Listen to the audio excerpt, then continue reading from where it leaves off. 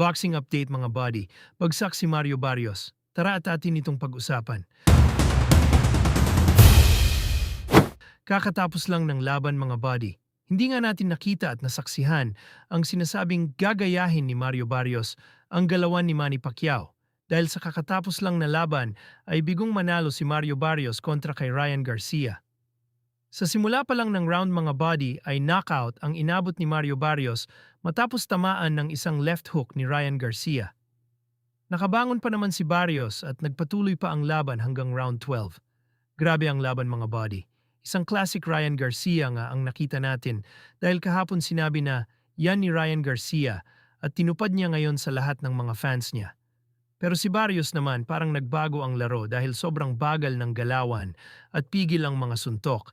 Kaya hindi nga natin nasilayan ang sinasabi niyang galawan ni Pacquiao. Ngayon ay isa ng ganap na world champion si Ryan Garcia. Nakuha niya ang panalo via decision sa round 12. Dahil sa panalo niya, siya na ngayon ang bagong WBC welterweight world champion.